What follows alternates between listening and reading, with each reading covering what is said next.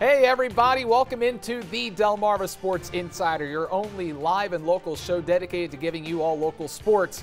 I'm Sports Director Brandon Bossert. What is up? It is yours truly, sports anchor Devin J. Martin. Welcome into the show. Thanks for tuning in tonight on this Friday night. Yeah, first of all, happy Good Friday to everyone celebrating out there. Settle on in because we've got a lot to unpack tonight, Devin. Yeah, Brandon, it's a whole bunch of baseball. We're going to be talking about the mound so much we might as well be on the mound right now. Yeah. Next week, we'll finally see baseball at Purdue Stadium, but the Shorebirds, they already started their season. They absolutely did. They faced Salem yesterday. It was a great game for the Shorebirds. Now, tonight is a different story, but things started off well for Delmarva. The ball going to the backstop. The runner from third trots on home. The Birds ahead in the second. And then you see later Jackson Holliday steps up to the plate. Bases loaded. And one thing we know about Holliday, he does not chase bad pitches. Nope. A bases loaded walk. Shorebirds pull ahead 2-0. Yeah, to the sixth inning we go, and Creed Willems at the plate, the Shorebirds catcher. He gets a hold of this one. High, deep, and gone. Willems flying solo out of Salem. That puts Delmarva ahead 4-0 at that point. We would move to the ninth inning. This game tied at 6. Shorebirds give up that lead, but check it out. Another gift run from the Red Sox. Shorebirds lead 7-6 at that point thanks to another wild pitch. The Red Sox tie the game in the bottom of the ninth inning. And as of right now, in the 10th, the Shorebirds on top 11-7. Hopefully they'll be able to bring home a second victory because last night they were able to win against Salem. All right, the big story about this team, let's talk about this team a little bit for this season. Of course, it's Jackson Holliday. Oh, yeah, absolutely. And who knows how long he'll be here for, Brandon. Yeah, I don't think it'll be too long this season. So what other players do we have to look forward to, Devin? That's the real story here. I think another player is the pitcher, Juan De Los Santos. He had 80 innings last year on the mound with a 4.29 ERA, 84 strikeouts. And a catcher, Samuel Basilio, is another player to look out for, too. Baseball America actually named him the best catcher from the Dominican Republic in the 2021 international signing class. So I think both of those guys can make a huge impact on the Shorebirds season this year. Yeah, he's got a lot of talent. Another thing for the Shorebirds team this year is you'll notice a lot of young Latin players like Basilio, who you just mentioned. The Orioles have made a huge investment in Latin America, which we've seen across Major League Baseball with other organizations as well. It's a big development for the Orioles as they look to strengthen that roster in the coming years.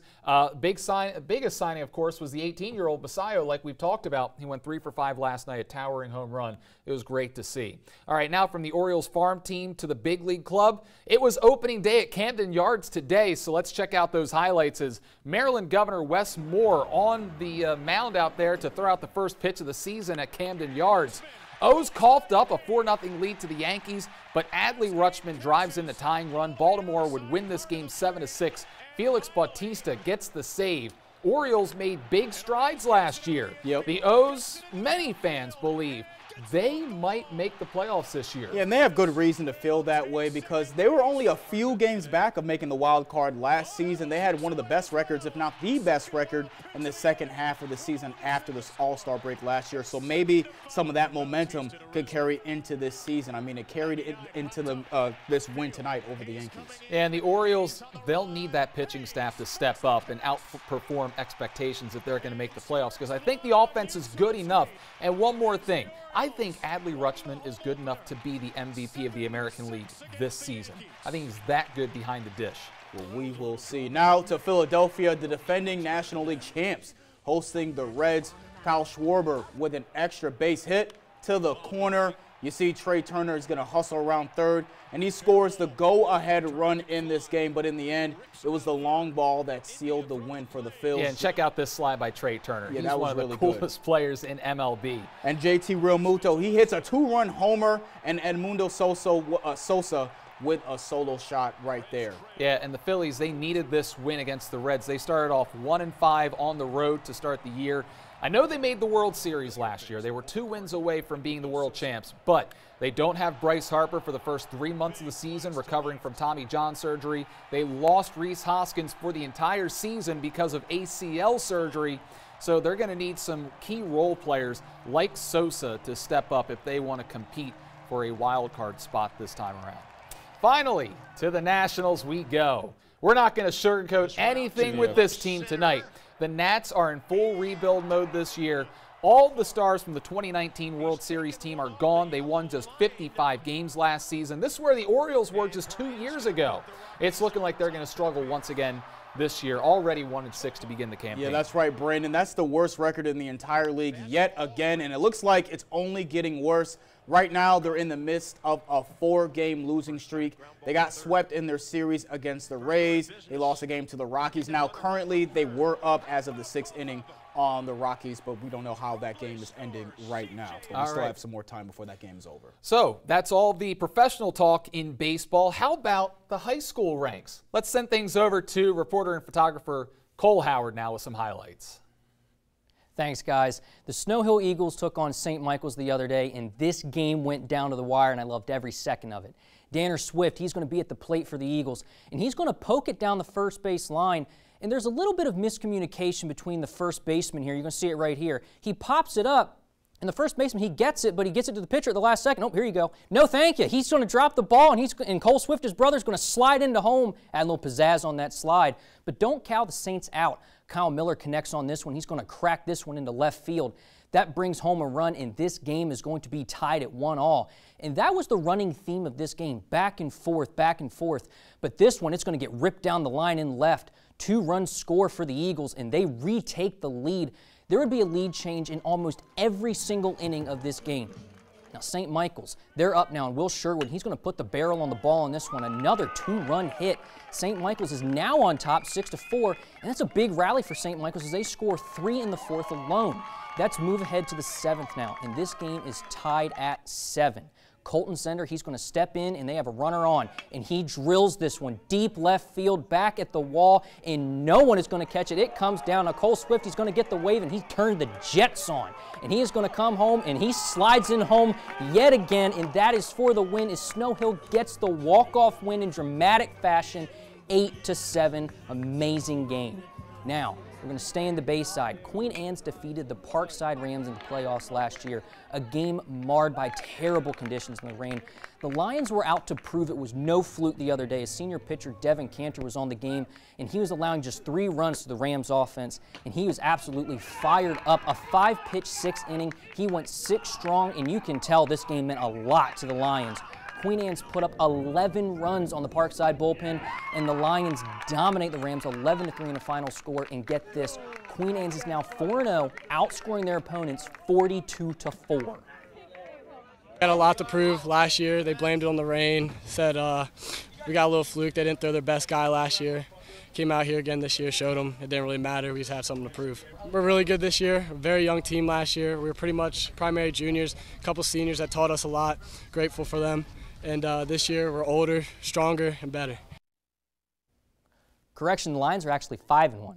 That's my fault. Well, no, that's the Bayside Conference not updating, Cole. That's not your fault. But from now, we're going to go from the Bayside over to the Henlopen. It was a battle of 2 unbeatens up in the Henlopen North on Tuesday. Cape Henlopen versus Sussex Tech in an instant classic in last year's quarterfinals. And let me tell you, this rematch lived up to the hype. 2 runners on the mound, 2 runners on for Gavin Hudson, and Nick Cox, he blows it on by him for the strikeout. Ravens with another chance though.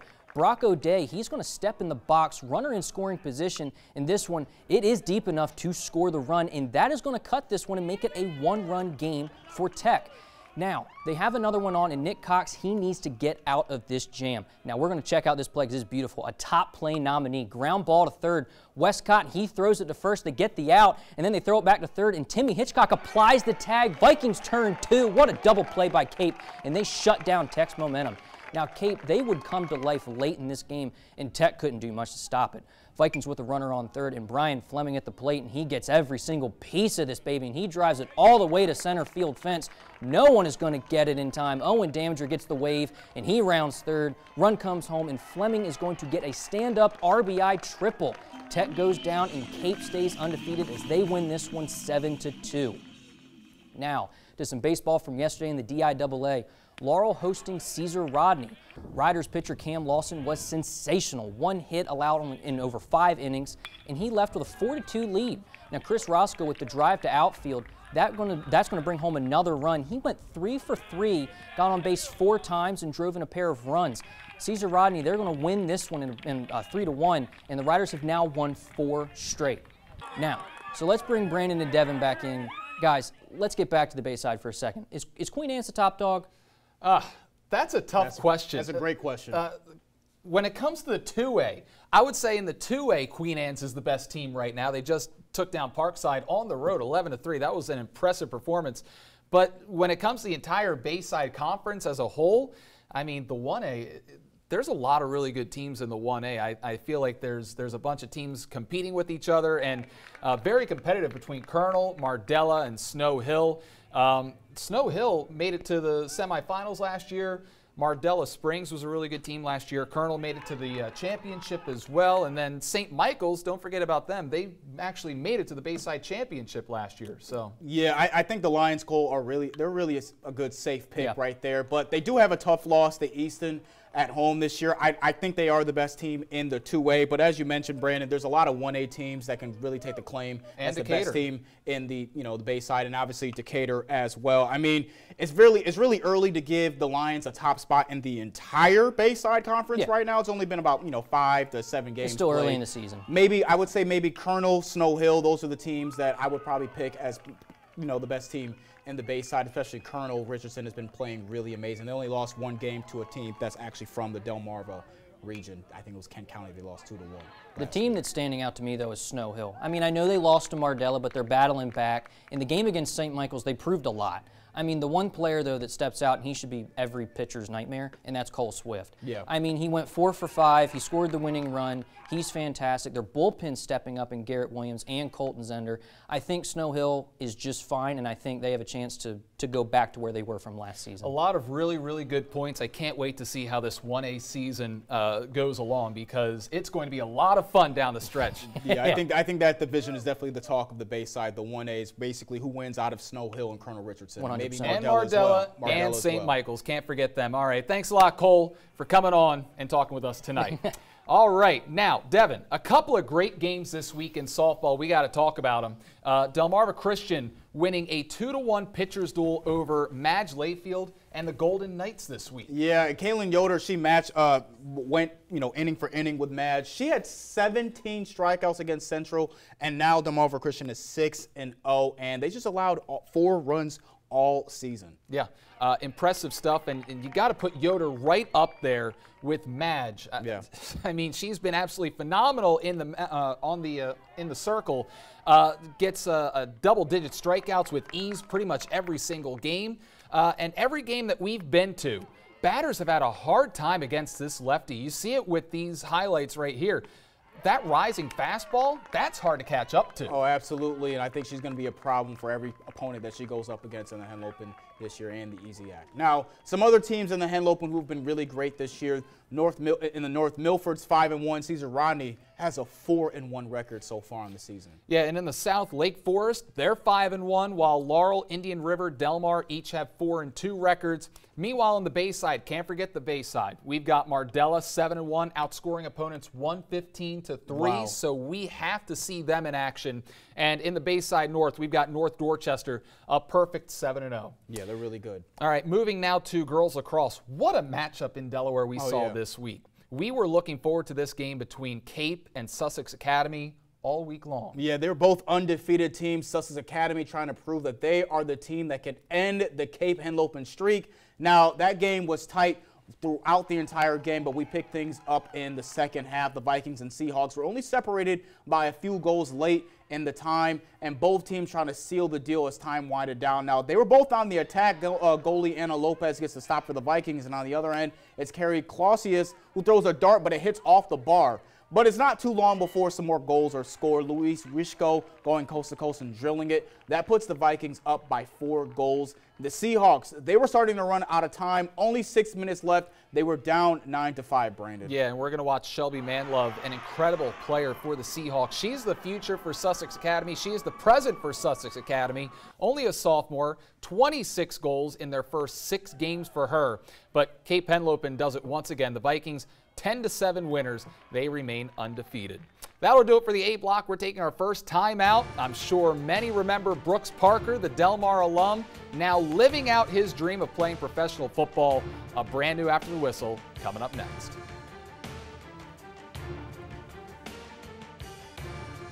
I'm state champion Yamir Knight, and you're watching Delmarva Sports Insider.